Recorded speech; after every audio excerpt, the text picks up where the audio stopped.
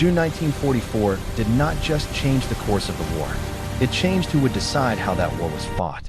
For years, Britain had stood at the center of resistance, alone, defiant, unyielding. Its prime minister had spoken, and history had listened. But on the eve of D-Day, something subtle and irreversible occurred. Not a defeat, not a confrontation, but a quiet transfer of authority.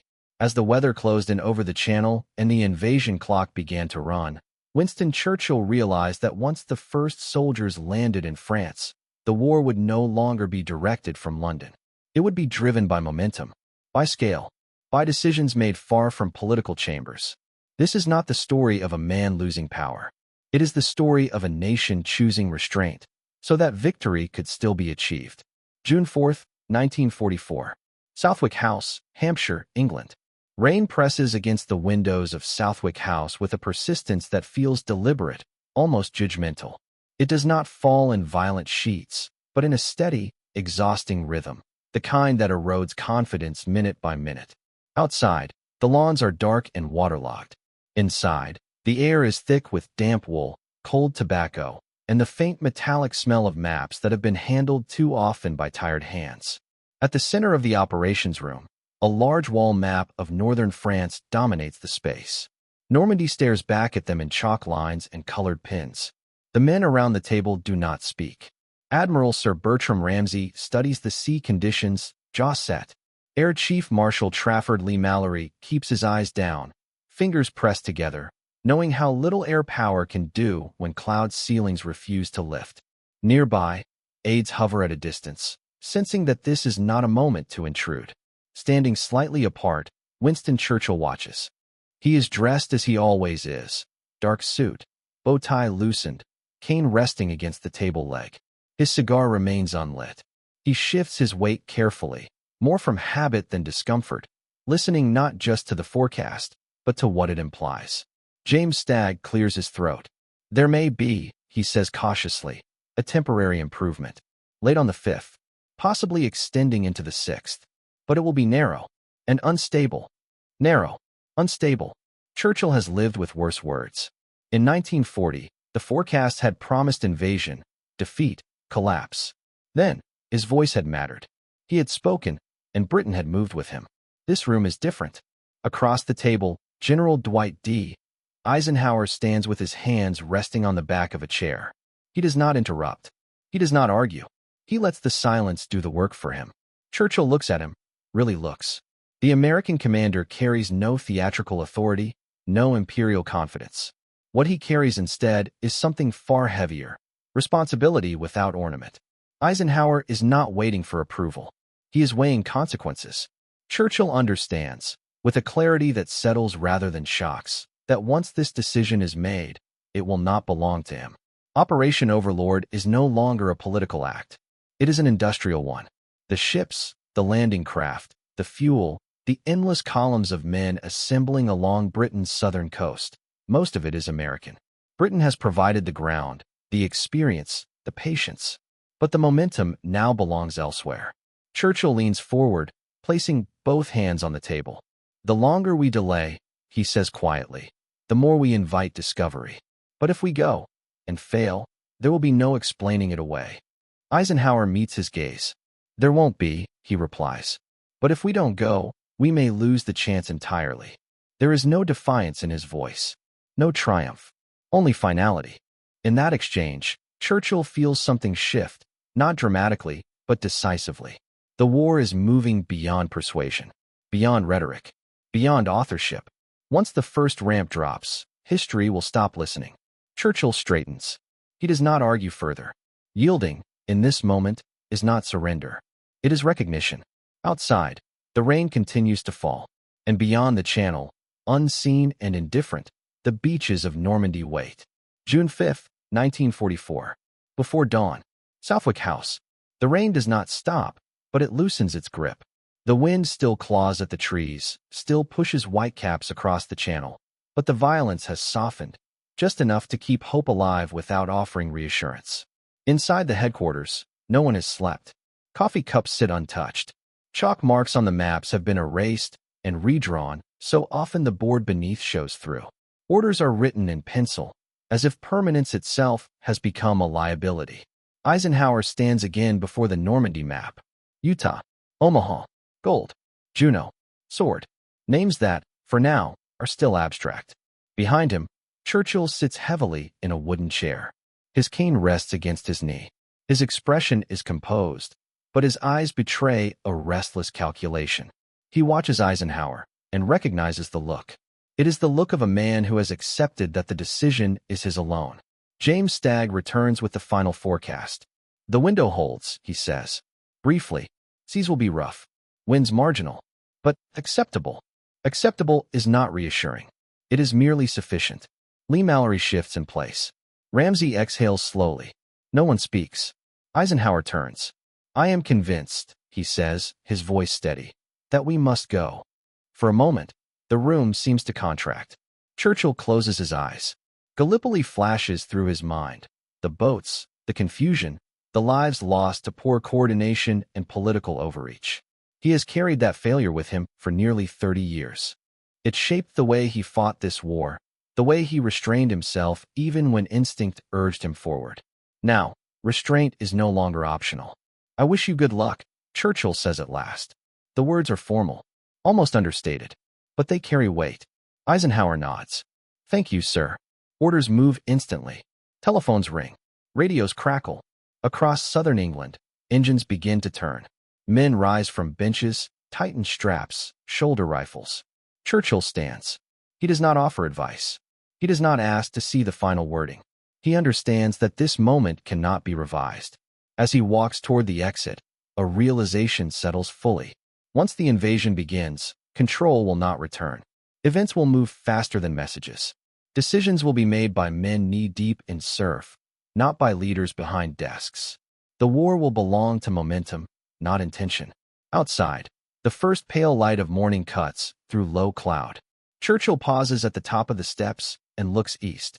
Most of the men now moving toward France are not British. Their numbers, their supplies, their replacements will determine the pace of what follows. Britain will still matter, but it will no longer decide. As his car pulls away from Southwick House, Churchill sits in silence. Once, he had spoken, and history had followed. Now, history is moving ahead of him. Across the Channel, the invasion fleet presses forward into uncertain seas. And the war passes, irreversibly, into another set of hands. June 6, 1944. Dawn. Whitehall, London. The first reports reach London before daylight has properly settled over the city. They do not arrive as declarations of victory, nor as warnings of disaster, but as fragments, clipped signals, incomplete assessments, language stripped to its barest utility. Landings underway. Resistance uneven. Airborne units scattered. Casualties undetermined. Inside the cabinet war rooms, the air is cool and controlled. Lamps cast steady pools of light across maps already marked with pencil corrections. Clerks move carefully, instinctively lowering their voices, as though volume itself might disturb events unfolding far beyond these walls. Winston Churchill stands alone at the central table, eyes fixed on the map of France. For the first time since the war began, he is not shaping events. He is tracking them. The distinction settles quickly and heavily. An aide places a dispatch beside him. Churchill reads it once, folds it neatly, and sets it down. Omaha Beach. Heavy fire. Delays. He does not react. What he feels is not surprise, nor fear, but recognition. The war has crossed a threshold. It is no longer responsive to persuasion, nor to personality. It is now governed by something colder: scale, momentum, inevitability. Momentum has become the commanding force, and momentum answers to no one. Churchill turns slightly as Lieutenant Colonel Ian Jacob enters the room. "They're ashore," Jacob says quietly. Churchill nods. "And command?" "Eisenhower's," Jacob replies. Unquestioned. There is no pause this time. No weighing of words. Churchill already knows. He walks slowly to the far end of the room, where a globe rests beneath a shaded lamp. His fingers trace the familiar outline of Europe, from the Channel coast inward, toward places that have been names on maps for years and will now become landscapes of loss. Once, British strategy had defined the rhythm of the war. Peripheral campaigns, deliberate pressure, time bought through caution. This morning, that rhythm is gone. Across the Channel, American divisions are landing in numbers Britain could never have sustained alone. Supply chains already extend beyond England, across an ocean, backed by an economy that does not tire, does not ration hope. Churchill understands what this means, not just for Normandy, but for the shape of power that will follow victory. A note is handed to him, this one from Washington. The language is polite, cooperative, respectful of Allied unity. But beneath it lies a simple fact. Operational authority now resides where the mass resides. Churchill drafts a reply himself. He chooses his words carefully. There is no appeal to past sacrifice, no reminder of Britain's early stand. Instead, the message speaks of unity, of shared purpose, of confidence in the supreme commander. It is not submission, but it is concession. By mid-morning, Churchill prepares to address the House of Commons. Outside, London moves as it always does in wartime. Buses running, queues forming, damage repaired just enough to function again. Inside the chamber, his voice carries assurance. This is the beginning of the liberation of Europe, he tells them. The hour we have prepared for has struck. The applause is immediate. The public hears resolve. What they do not hear, what cannot be said, is that Britain's role has changed irreversibly. That from this day forward, influence will replace authorship. Elsewhere, the press begins to shift its focus. American headlines emphasize command unity, scale, coordination. Eisenhower's name appears again and again, attached not to politics, but to action. Churchill reads a clipping later that afternoon. He reads it twice. Then he places it face down on the table. Silence stretches longer than usual. He is already thinking beyond Normandy, beyond the hedgerows and the beachheads, to conferences not yet scheduled, to rooms not yet chosen, to tables where Britain will sit, respected and heard, but no longer decisive. This is the price of victory. That evening, confirmation arrives. Despite heavy fighting, the beachheads hold. The invasion has not failed. Churchill allows himself a breath, not of triumph, but of relief. The alliance has endured its most dangerous test. But endurance has come with a cost that cannot be recovered. The war is being won, and Britain is no longer steering it. Across the Channel, the fighting continues. The machinery of liberation grinds forward, indifferent to who once held the pen. And Winston Churchill, who once wrote history with words alone, now watches as history moves on, without waiting for him to speak. Summer 1944. London and Washington. The war does not pause to acknowledge the shift. In Normandy, the fighting expands outward from the beaches into hedgerows and villages whose names will soon become shorthand for attrition. Reports continue to flow into London, some hopeful, some grim, but always filtered through layers of command that no longer originate there. Churchill reads them all. He reads not only for what they say, but for what they imply. Every successful breakout, every new American corps committed to the front, reinforces a reality already set in motion on June 6th. The center of gravity of the Western War has moved permanently westward, across the Atlantic. In Whitehall, the machinery of government continues with disciplined efficiency. Committees meet. Briefings are delivered. Parliament debates supply, manpower, post-war reconstruction. Britain is still a great power, still indispensable, still deeply respected. But the language has begun to change. Where once British officials spoke of direction, they now speak of coordination. Where once strategy was framed in terms of choice, it is now framed in terms of alignment. Churchill understands this instinctively. He has spent his life studying power, how it rises, how it concentrates, how it slips away not through defeat, but through redistribution. Empires, he knows, do not collapse overnight. They thin, they stretch. They pass responsibilities quietly to others who are better positioned to carry them. Across the ocean, Washington hums with a different energy. The United States has committed itself fully, not just to victory, but to leadership. American industry runs at a tempo no European power can match. Shipyards launch vessels faster than they can be named. Training camps expand, rotate, replenish. And with that scale comes confidence. Not arrogance, not yet, but certainty. American planners speak openly of post-war security arrangements, of permanent bases, of international institutions designed to prevent another catastrophe on this scale. The language is pragmatic, future-facing. Britain is included in these discussions, but no longer central. Churchill receives cables outlining proposed frameworks for what will come after Germany's defeat. They are careful, diplomatic, always respectful, and always American in conception. He does not reject them. He cannot. To do so would risk something far worse than diminished influence, a fracture in the alliance while the war is still being fought. So Churchill adapts. He leans into what Britain still does best: diplomacy, continuity, legitimacy. He positions Britain as the bridge between the old world and the new, between experience and scale, between memory and momentum. It is a role of influence, not command. But it is still a role. Privately, Churchill confides to a close advisor that the war has resolved a question Britain could no longer avoid. "We have won," he says, "but we have also been overtaken." It is not spoken with bitterness, only with clarity. As Allied armies push toward the German border, operational decisions increasingly bypass London altogether. Eisenhower's headquarters becomes the unquestioned hub of Western command.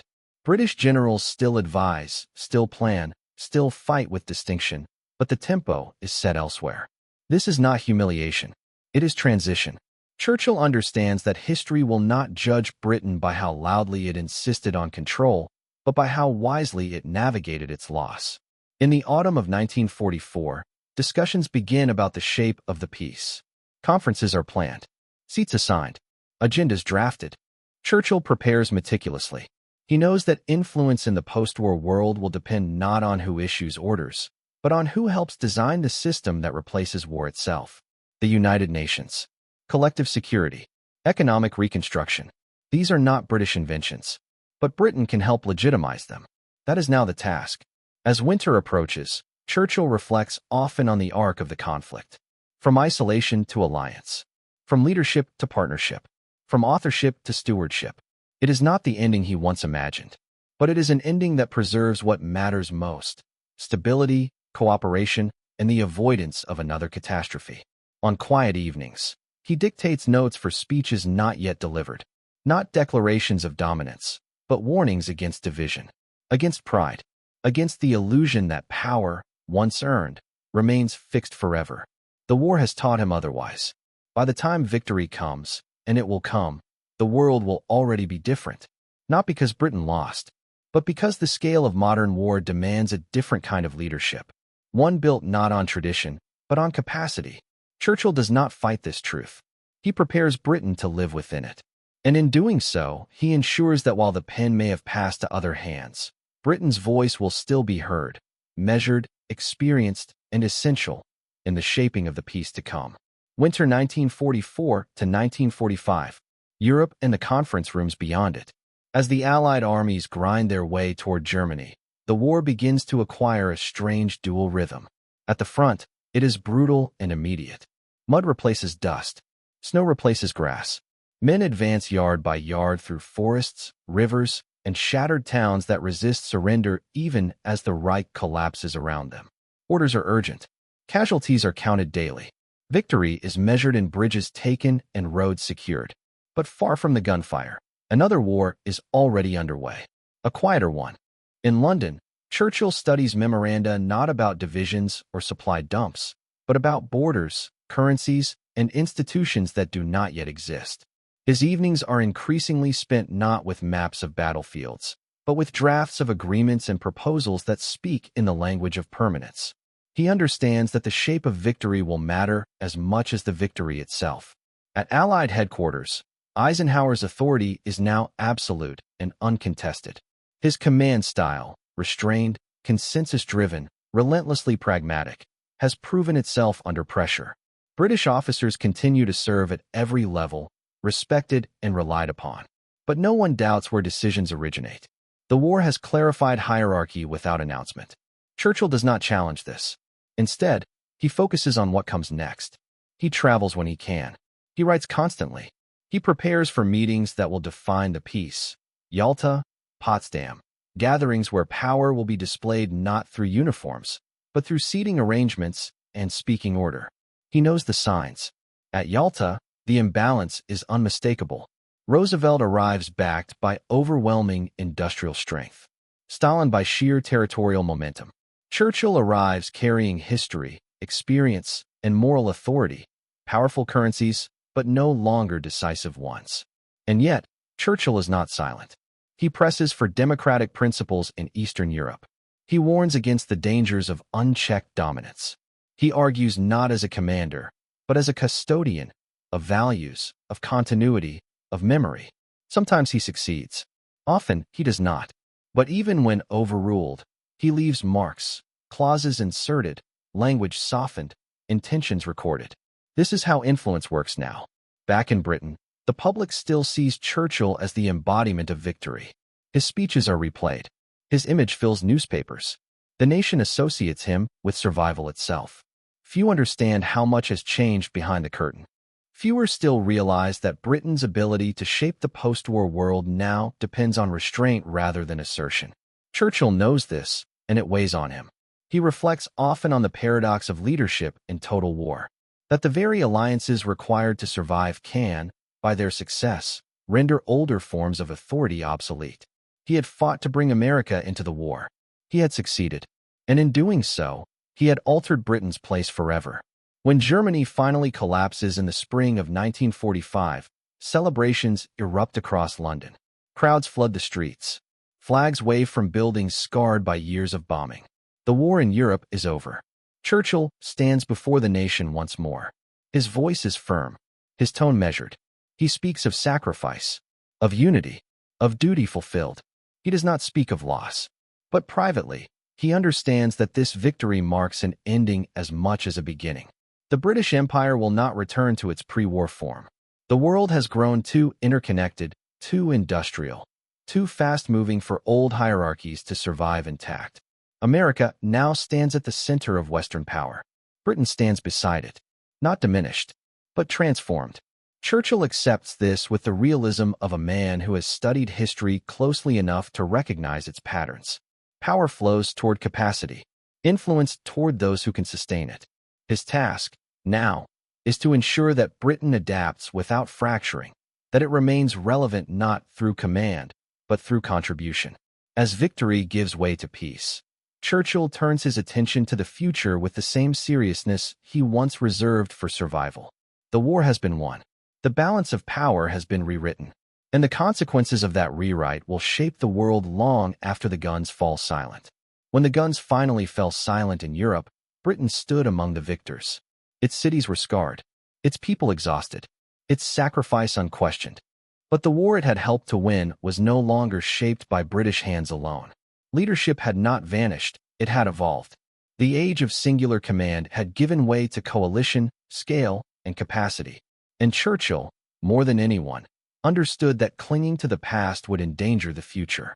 By stepping back at the decisive moment, Britain preserved what mattered most: unity, stability, and a seat at the table where peace would be shaped. History often remembers battles for their explosions and their heroes. But sometimes, the most consequential moment is when a leader chooses silence and allows history to move forward without them. If you appreciate history told with restraint rather than spectacle, the decisions made quietly, before the world noticed. Subscribe for more. This channel explores the moments when power shifts, and why those moments matter long after the fighting ends.